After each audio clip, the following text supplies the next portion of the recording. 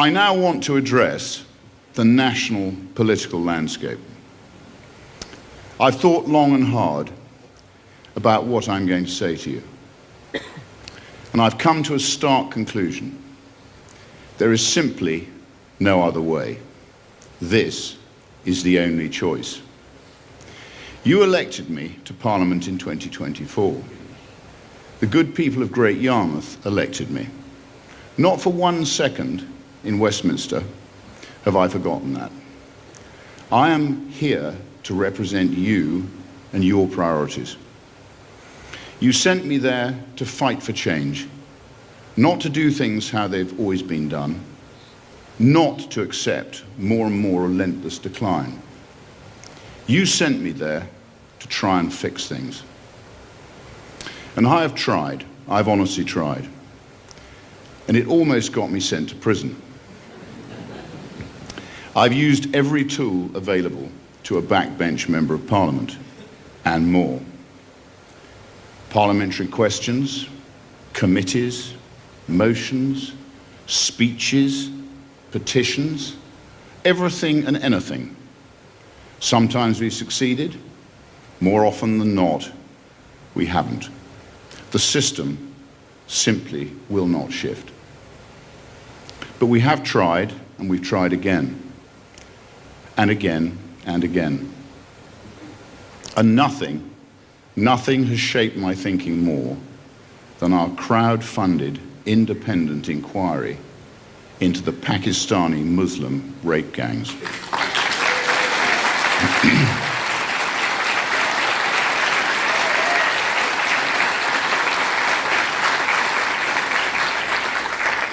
An inquiry that should never have had to exist.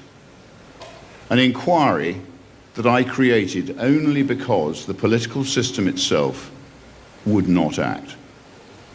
That inquiry has been the most sobering experience of my public life.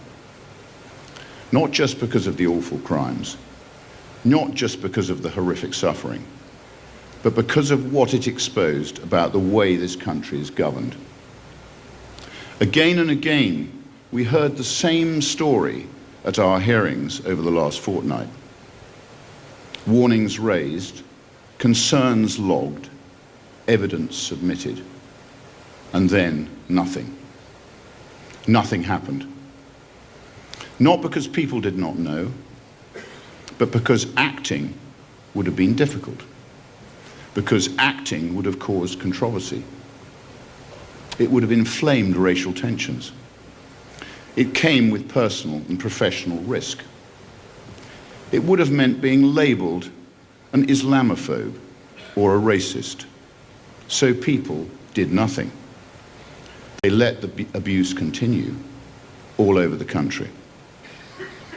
Even worse, many officials were even involved in the rapes themselves.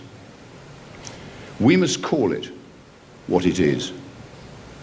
It was, and still is, to this day, the rape of Britain.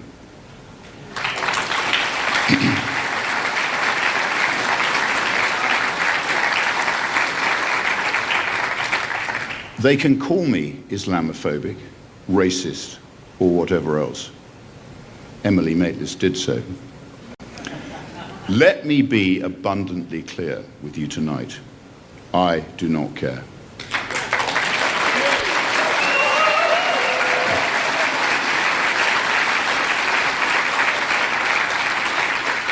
I would rather be labelled a racist than to enable rape.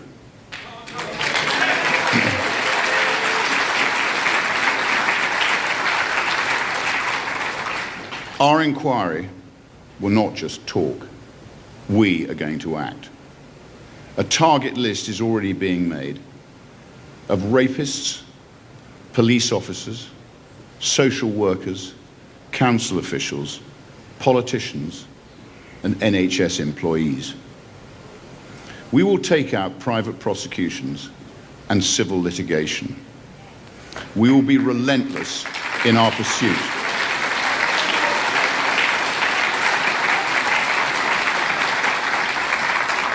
Our aim is very straightforward: to put people in prison.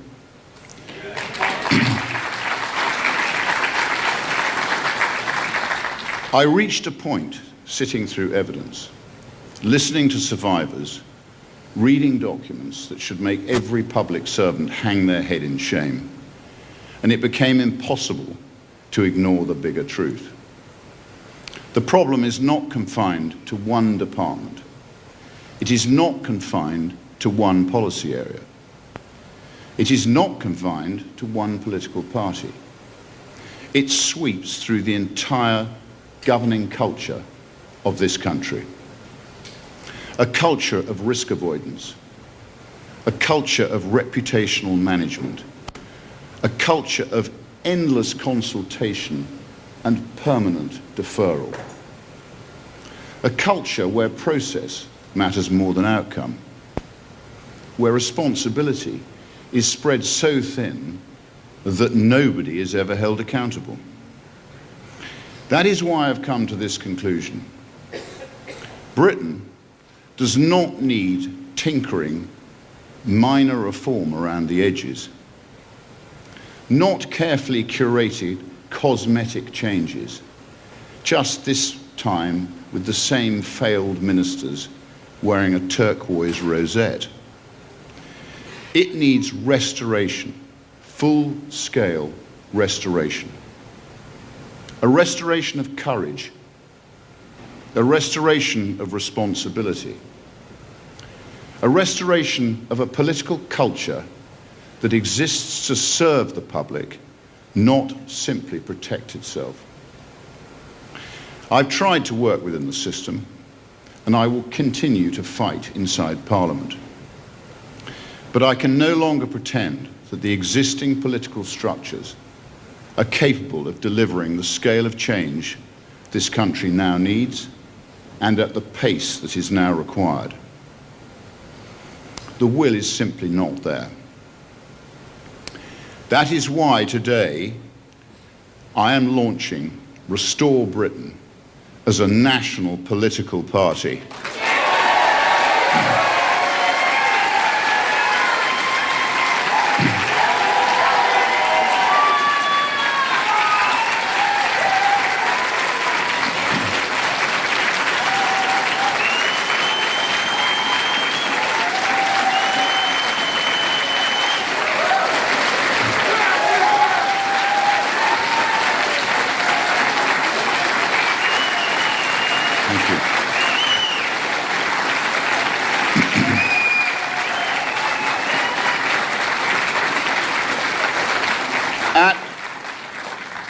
At the next general election, we will put forward hundreds of qualified candidates from outside the existing political establishment. They will not be failed ministers. They will not be politicians. They will be men and women who have succeeded in their own fields and want to deliver a better Britain.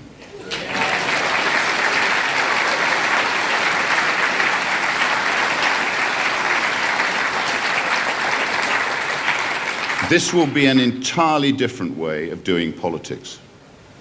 Restore Britain will be the national umbrella organisation, and we will work with local parties to deliver local priorities for local people. Great Yarmouth First will be the pilot.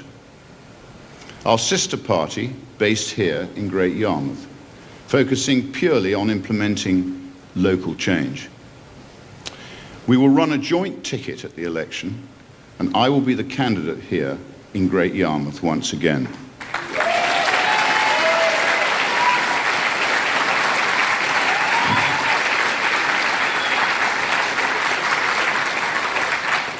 I hope other local political parties will come together and help us to fight for a better Britain. If we can get this right, we can transform British politics forever, forging an entirely new way. I simply could no longer justify asking you to place your faith in a system that has repeatedly shown it cannot or will not fix itself. It needs a serious programme of national restoration, and that's exactly what Restore Britain is being built to deliver. First, immigration.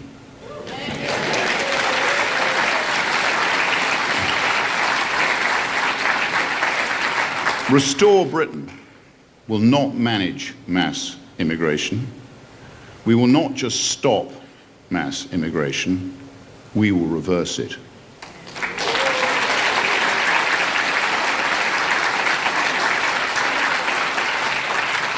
Illegal entry will mean detention and removal.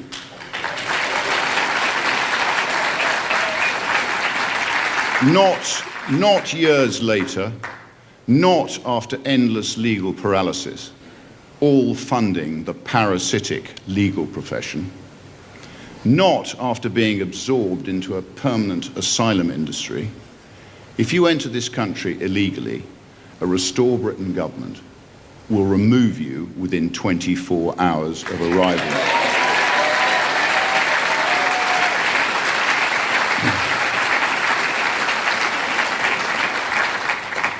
If you are living in the country illegally, you will be detained and you will be deported.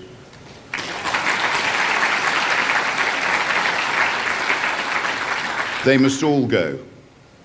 This is absolutely non-negotiable. Restore Britain would abolish the entire asylum system.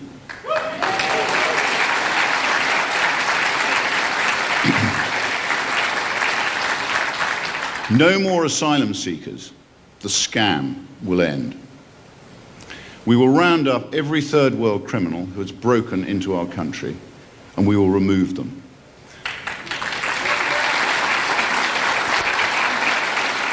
Without compensation, without delay, without apology.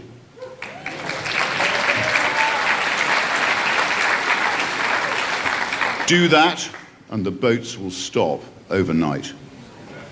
Restore Britain has already published the most comprehensive deportation policy ever produced in Britain. We are now seeking the power to implement it. Legal immigration will almost come to a complete halt.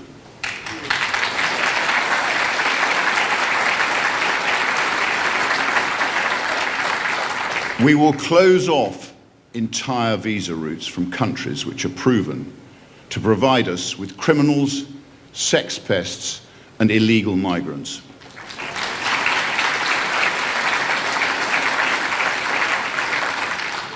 Zero immigration, net zero immigration, is weak, weak, weak. It is insufficient, and it is too late. The barbarians are already in the gates.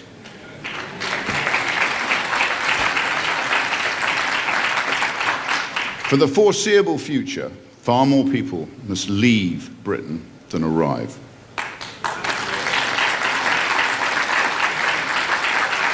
A country simply cannot survive without shared expectations and a shared culture.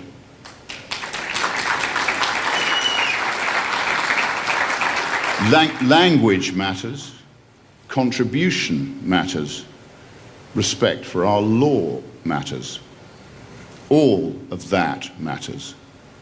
If a foreign national is living in Britain and unable to speak English, refuses to work, claims benefits, lives in social housing, hates our way of life, or even wants to do us harm, then they must leave or be made to leave.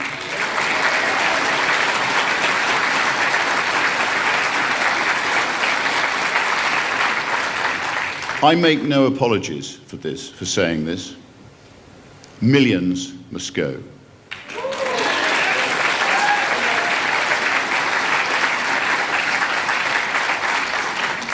Welfare. We must always protect British people who genuinely cannot work. That is our moral duty. But the current system has completely failed. It is stagnant. It writes people off. It traps people. It teaches too many people that dependency is far safer than ambition. Restore Britain will rebuild welfare around participation, rehabilitation, and expectation. If you can work, you must work. If you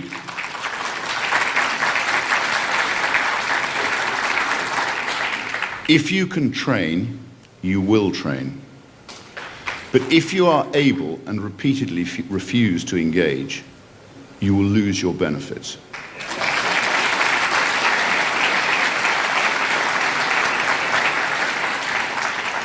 Restore Britain would remove access to benefits for every single foreign national living in Britain.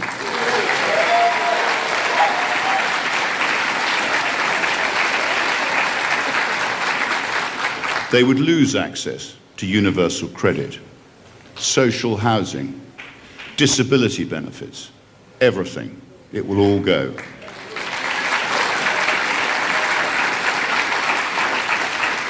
If you are a guest in our country, you will support yourself. If you cannot do that, then you must leave.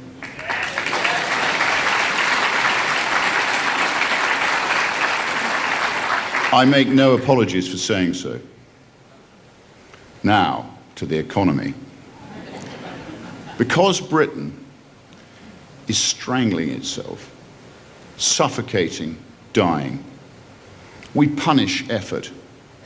We punish risk-taking. We punish small business. We punish productivity. We punish success. It must all change. We regulate endlessly and then wonder why nothing gets done. Restore Britain will slash taxes on work and enterprise. Income, dividend, corporation, VAT, stamp duty, thresholds for all these must rise, and tax must fall.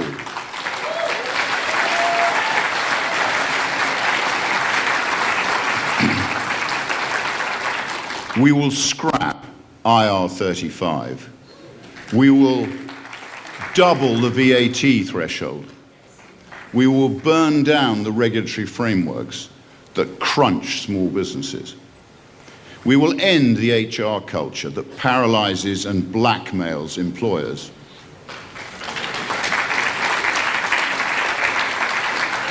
We will restore long-term policy stability, because businesses cannot invest if the rules change every year. Farmers cannot plan if policy shifts with every consultation. Manufacturers cannot expand if planning and energy frameworks remain incoherent. We will back domestic energy production.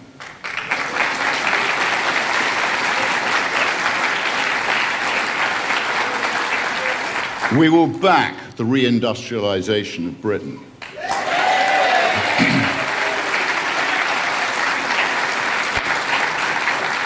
We will back British farming.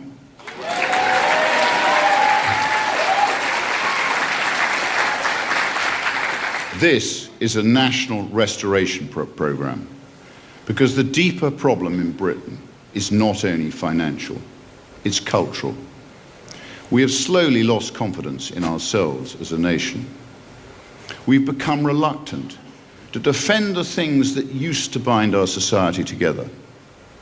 Restore Britain will be unapologetic about this. Britain is not simply an economic zone. It's not just a collection of institutions. It's not just a legal jurisdiction. It is a nation, a people, a home, our home.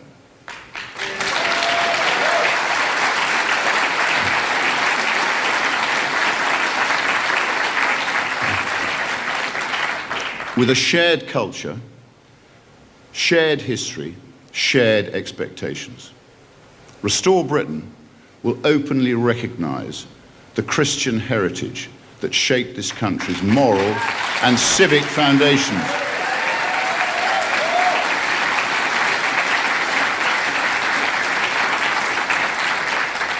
Responsibility, duty, restraint, forgiveness, and most importantly, fairness.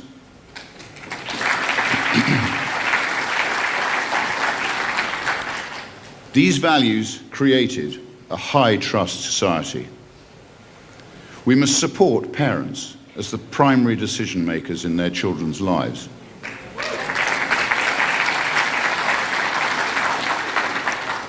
We will protect family life. We will support British men and women to raise their family in a country they are proud to call home.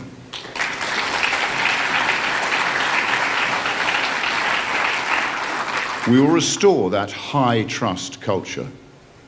We will uphold one legal system, one rule of law, one standard, no parallel justice, no religious exceptions. British law must remain supreme.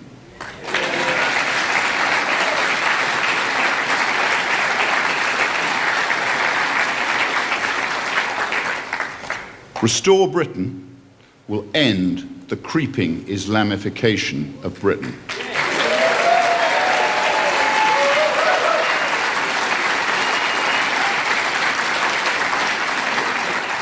Halal and kosher slaughter will be banned on British soil.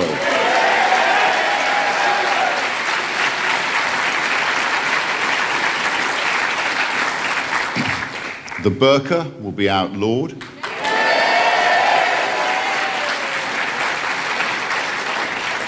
And Sharia courts will be made illegal.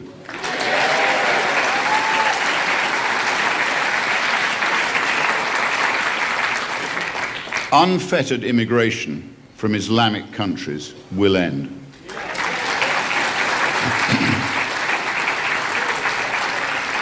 Britain is a Christian country, and under a Restore Britain government, it will remain a Christian country.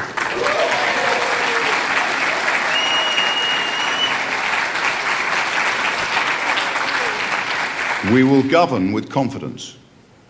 We will not apologise for wanting Britain to remain cohesive and to remain British.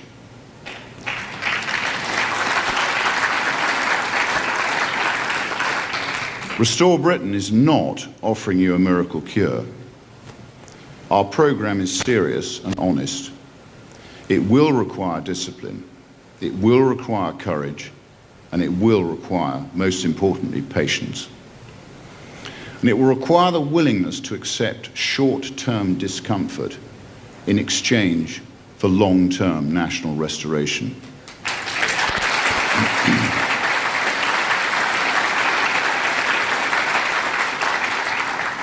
Because it will be painful, difficult decisions will have to be taken.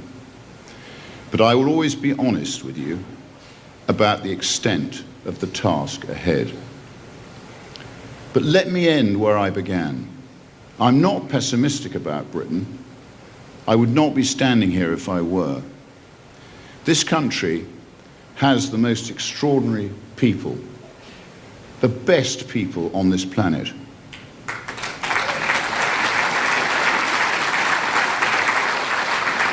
With incredible skill, decency, and intelligence. What it lacks is the leadership prepared to act for the long term and tell the brutal truth about what we will require in the coming months and years.